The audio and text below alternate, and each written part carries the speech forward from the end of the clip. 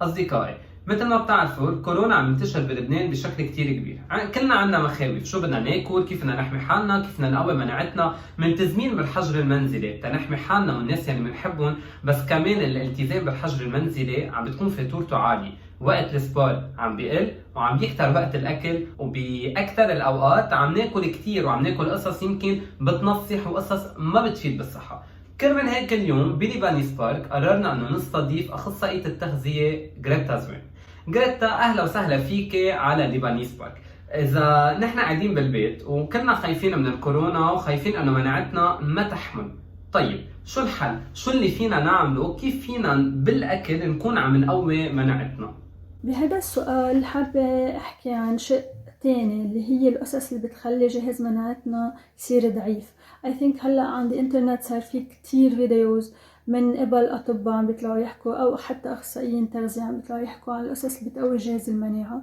أنا رح فضل أحكي عن الأسس اللي بتخفف جهاز المناعة أو بتضعف جهاز المناعة. أولاً وأهم شغلة لازم نعرفها انه جهاز المناعة يصير منيح هي عبارة عن عدة عوايد بنعملها كل يوم او هابتس بنعملها، هي اللي رح تخلينا تصير صحتنا جيدة وجهاز مناعتنا اقوى. على كل الاحوال اول شغلة كتير رح احكي عنها وكتير ضرورية هي التغذية الصحيحة. بليز ما تحطوا ستريس على حالكم هلا وتكونوا عم بتحسوا انه يي لازم هلا اعمل دايت او لازم خفف وزني او لازم ما خبص بالاكل. اهم شغله نكون عم ننتبه عليها نكون عم ناكل اكل البيت ونبعد قد ما فينا عن الدليفريز. حتى لو استحلينا قصص اي نو عم نقطع بفتره ستريس، معقول هيدا الشيء ياثر على اكلنا من ناحيه التلقمش. لو استحلينا قصص منا صحيه بار اكزامبل مثل البطاطا المقليه، اتس اوكي اذا عملنا، مش ضروري كل يوم، اتس اوكي اذا عملنا شويه بطاطا مقليه بشويه زيت ما نكتر، احسن ما نكون عم نطلبهم من برا. سو اهم شغله نكون عم ننتبه على اكلنا واكلنا يكون صحي. ويس اتس ترو في حكيم طلع وقال انه هلا مش وقت دايت، هو قصده فيها مش وقت دايت اكستريم، يعني مش هلا وقت نكون عم نعمل ديتوكس او الجوسينج او هول العصائر. يس هول رح يكونوا عم بيخففوا جهاز مناعتنا وبلس، والأضرب إذا كانوا بيور جوسز لو حتى فريش بكونوا بس شوت اوف شوجر، نسبة سكر كتير عالية جسمنا عم بياخدها وياس بيكون عم بيوطي جهاز المناعة. من ميلة تاني ما بيكون فيهم نسبة البروتين اللي جسمنا بحاجة لها ولا النشويات ولا الدهون، وأكيد رح يكون جسمنا عم بيضعف كتير كتغذية وما عم يكون بكامل صحتنا كجهاز مناعة. تاني شغلة هي المي، شرب المي. dehydration يس بتأثر انه نكون منا بصحة جيدة ونكون عم نأثر على جهاز مناعتنا انه يوطى مش انه يعلى. رح اقطع عليهم سريعا، ما بقى بدي اطول عليكم ولا بدي اعملكم محاضرة اوريدي صرتوا تعرفون، بس حبينا هيك بهيدا الفيديو نكون عم نذكركم ببعض القصص اللي عم نعملها غلط اللي عم بتساعدنا نصير اضعف كجهاز مناعة. ثالث شغلة هي التدخين. كلنا هلا كلكم بتعرفوا انه التدخين مضر، بس حبيت الفت نظركم هلا صار عنا وقت فراغ زياده، هذا الشيء رح يخلينا نكون عم ندخن زياده، بس ننتبه لهذا الموضوع وما نعتبره قصص قد ما فينا نكون عم نخفف. الالكول نفس الشيء، هلا عشية كلنا عم نكون قاعدين زهقانين عم نحط كيس الكول، بدل ما نكون عم نروح على الالكول الافضل نستبدلهم بزهورات مثل الكامومي. هذا كمان رح يعطينا هيك feeling of relaxation بالليل.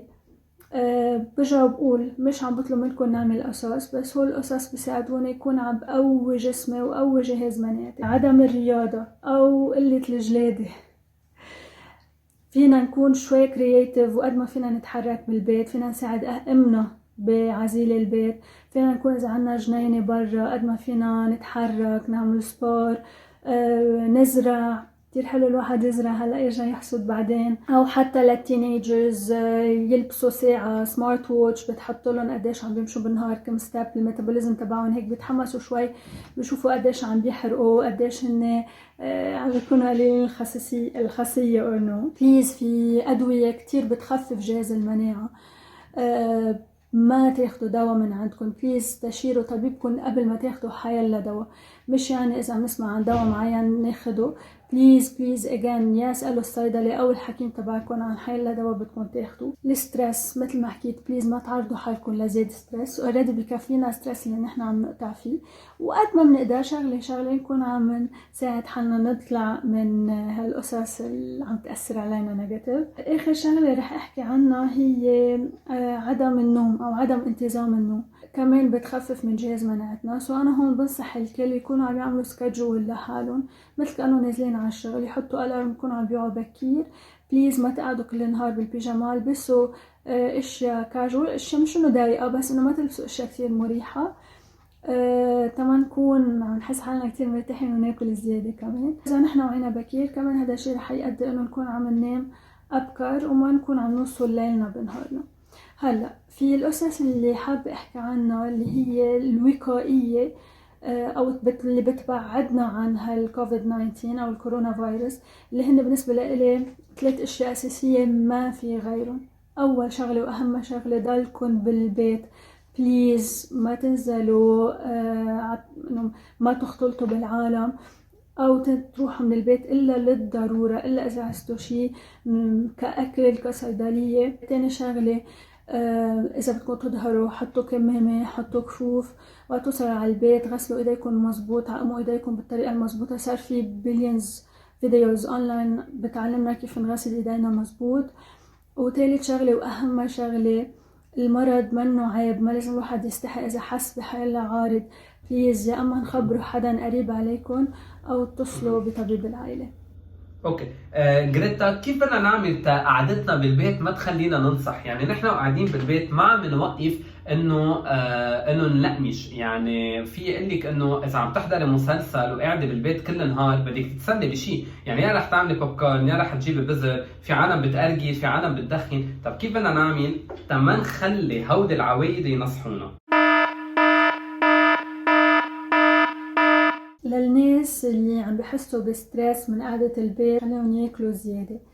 أول شغلة رح لكم إياها، شي كتير طبيعي إذا أخذنا 2 3 4 أو 5 كيلو. ما تحسوا حالكم قلتي، ما تحسوا حالكم غلط، ما تحسوا حالكم اللي عم بيصير معكم شي مش طبيعي. يعني أنا بحكيكم عن تجربة شخصية، كمان تعرض للبنان من فترة إنه قعدنا بالبيوت وأنا شخصيا صحت 5 كيلو، ومن بعدها وانس رجعنا على حياتنا الطبيعية شلتهم بشهر والحمد لله I'm great.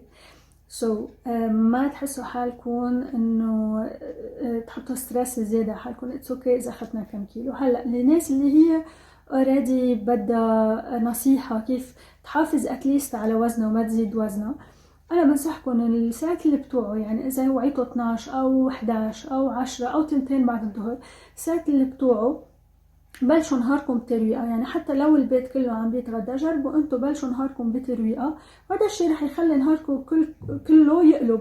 يعني اذا ديزون تروقتوا على 12 اكيد مش رح تتغدوا قبل الساعة 5 6 ونهاركم بكفي على هذا الاساس، وهذا الشيء بخليكم ما تلانشوا. اوكي، بس كيف بدنا نتسلى كل النهار؟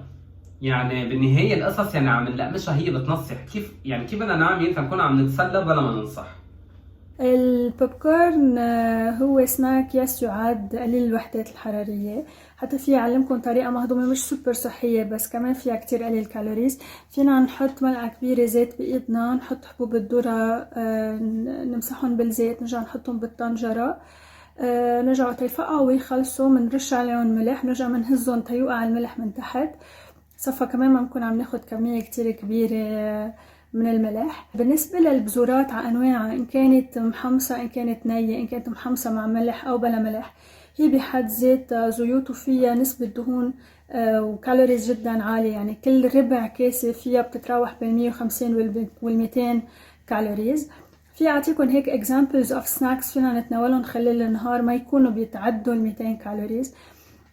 رح بلش مثلا فينا نجيب حصة فواكه نحط عليها ملعقة كبيرة زبدة الفستق الطبيعية، فينا ناخد ملعقتين كبار زبدة الفستق، أكيد عم نحكي مسح، نحطهم على شيء اسمه لايت بوبس كمان موجود بالسوق اللبناني، في منهم على طعمات. هلا الأفضل يكون عم نستعمل الأوريجينال. إذا ما بدنا ناخد بينات باتر فينا ناخد زعتر وزيت، كمان ملعقتين كبار مخلوطين فينا نحطهم على كمان لايت بوبس. نستبدل الخبز والتوست باللايت بوبس لأنه فيه كتير قليل وحدات حرارية. اللي بيحب الحمص فينا نعمل حمص بطحينة قد ملعقتين كبار وناكلهم بتقريبا كيستين جزر ني. فينا نستبدل الحمص بالباذنجان بطحينة بيطلع لنا دبل تقريبا الكمية عن الحمص، يعني 4 ملعقة كبار باذنجان بطحينة مع الجزر أو خيار حتى أو خس أو آيسبرغ أو بروكولي أو أرنبيط. فينا نعمل بيتزا بالبيت، نستعمل بدال العجينة باذنجان مشوي. بنصحكن أنا تنقعون، ترشوا عليهم ملح، تنقعون قبل بوقت يصفي الزوم تبعهم، نحطهم بالفرن، نحط على وجههم صوص بندورة ونكون حاطين بقلبه مثلا بصل، كزبرة، شوية زيت زيتون. فينا نحط أو بلا زيت زيتون مثل ما بدكن. فينا نحط على وجههم موتزاريلا لايت، تقريبا كل 60 جرام بيطلعوا بال140 كالوريز. فينا ناخد دارك شوكولات، تيكون دارك أول شي لازم يكون فوق 75% دارك. كل 10 جرامات بيطلعوا 50 كالوريز. للناس اللي بتحب تشرب شيكس أو تعمل سموذيز، إذا بتحب تشرب شي مالح فينا نعمل لبن عيران بالبيت. نخلط كيسة لبن بمي وشوية هيمالاين سولت، واللي ما عنده هيمالاين سولت فيه يحط ملح عادي نو بروبلم. اللي بيحب القصص أكتر سويت فينا نستعمل اللبن نحط فوقهم فريز إن كان متلج أو فريش، أو حتى بدل الفريز فينا نستعمل التوتيات أو الباريز، كمان في يكونوا فريش في يكونوا متلج. اللي بده كمان وحدات حرارية أقل فينا نروح على الحليب الكوكونات. ما تخافوا ما فيه كتير كالوريز لأنه هيدا بيجي already diluted، أو حليب اللوز. حتى فينا نجيب حليب اللوز على شوكولا ما بيأثر. فينا نكون عم ناخد كاسة. فينا نروح على الأفوكا. انتبهوا الأفوكا فيه كتير كالوريز، سو ما بدنا نزيد كتير. نستعمل تقريبا كل 70 جرام أفوكا فيه بال100 كالوريز. فينا نستعمل 70 جرام أفوكا مع ملعقة كبيرة عسل. للناس اللي عم بنبشوا أكتر على سناكس فيهم أكتر بروتينز، خاصة للناس اللي بيعملوا سبور، حتى للي عم بيعملوا سبور بالبيت، فينا نكون عم ناخد كيسة قريشة أو يعني بتطلع تقريبا بال200 كالوريز، أو منزل لنص كيسة قريشة ونحط معها ملعقة كبيرة عسل. فينا نروح على البروتين بارز، بدنا ننتبه ننقيهم ما يكون فيهم كتير كالوريز، وأهم شي ما يكون فيهم added sugar، يكون فيهم أكتر بروتينز وأكتر فايبرز. هلأ بالنسبة للكالوريز بالألكول، رح أحكيكم عن أكتر ألكول عم نتناوله، مش بالقصص الشيكس يعني جربوا بعده قد ما فيكم على الكوكتيلز. كل قنينة بير لايت، يعني عم نحكي ب 355 ملي، اللايت بتطلع 100 كالوريز، الريجولر العادية 150 كالوريز، كاسة الواين 145 ملي بتطلع بال120 كالوريز. بالنسبة للجين، ويسكي، فودكا، كل 45 ملي بيطلعوا بال100 كالوريز. هلا المشكلة فيهم بشو بدنا نخلطهم، اكيد عم بحكي عن الفودكا والجين، احسن نكون عم نخلطهم بمياه غازية يا اما بمشروبات غازية دايت. هلا اكيد مش عم شجع عليهم، بس بيكونوا احسن من ما نكون عم ناخد قصص فيها كتير سكر وفيها كتير وحدات حرارية. طيب للاشخاص اللي كانوا يعملوا سبور، يعني رح اقول للاشخاص اللي كانوا يروحوا على الجيم او يعملوا شو بعرفني يركضوا من الصبح، يعني الاشخاص اللي كان عندهم نظام رياضي لحياتهم خارج المنزل، كيف هلا بدهم يستمروا برياضتهم بقلب البيت، او اذا مضطرين يوقفوا الرياضه كيف بدهم يحافظوا على لياقتهم لمن هلا تيخلص الكورونا يضلوا بجسمهم الرياضي؟ I think أنا جاوبت على هذا السؤال قبل، إنه فينا نكون كرياتيف، نفوت على يوتيوب أو على إنستا، صار في كتير فيديوز ترينرز عم بحطوا نو جيم ورك أوت. أتليست إذا هول الورك أوتس ما بخلونا نتقدم، أتليست بخلونا نحافظ أو تمنتين على النتيجة اللي نحن وصلناها، ونحافظ على أكلنا من ميلات. يعني هلأ للناس اللي ما بدهم يعملوا سبور، بس نصيحة صغيرة إنه try not to exceed الكالوريز اللي انتو بحاجة لها خلال النهار، طبعا نكون عم ننزع جسمنا ونكون عم نساعد حالنا ناخد فاتس زيادة. اوكي، وستيل اذا اخذنا 1 2 3 كيلوز مش مصيبة، don't feel guilty. جريتا ميرسي كثير على الأجوبة اللي أعطيتينا إياهم. بدي أسألك قبل ما نختم حديثنا سوا، إذا معقول تعطينا شوية نصايح لمشاهدي ليبانيز بارك؟ نصيحتي لكم كلكم، أكيد اللي حكينا عنهم أوريدي، تنكون قوية بوجه الفيروس، ناكل كتير منيح، نشرب مي كتير منيح، نتحرك قد ما فينا، ما نظهر من البيت، stay home. أهم نصيحة stay home، أتليست إذا مش كرمالنا كرمال العالم اللي حوالينا اللي عندهم مناعة أوطى منا. جربوا نطلع على القصص البوزيتيف باللي نحن هلأ فيه، إنه أوكي يمكن هيدا فترة نقدر نرتاح فيها، نريح جسمنا، نريح أعصابنا من الستريس اللي كنا عم نعيشه أصلا قبل، نصلي قد ما فينا ويضل على طول عنا هو، ونتعلم بالتجربة اللي هلأ عم نقطع منها، إن كان بالأكل إن كان بصحتنا، نكون أقوى تجاه حالة فيروس أو بكتيريا أو أي مرض. stay safe, stay home و be healthy. ميرسي كتير جراتا، وهيدي اكيد ما رح تكون اول واخر حلقه سوا. انا اخذت منك وعد انه رح يكون عندنا اكيد حلقات كتير كبيره وعديده سوا اذا الله راد، ومن بعد الكورونا بركي بنعمل شيء بنكون اثنيناتنا بنفس المطرح. ميرسي كتير جراتا لإلك، وميرسي للاصدقاء يلي حضروا الفيديو. بدي اطلب من الكل انه اذا عندكم حيلا سؤال يتعلق بالسبار، بالتغذيه، بحيلا شيء يتعلق بانه كيف بدنا نتسلى بقلب البيت او شو اللي بدنا نعمله، او حيلا استفسار عندكم اياه عن صحتكم، فيكم تتركوه بالكومنتس تحت، واكيد فيكم تتواصلوا معنا عبر التويتر، الانستغرام، الفيسبوك بيج، وحتى على اليوتيوب. ميرسي لكم. دي مين ده؟ هلا عملنا رواق بالاستديو كله بالمكتب على الاشخاص الكبار بالعمر واللي مناعتهم نظيفه.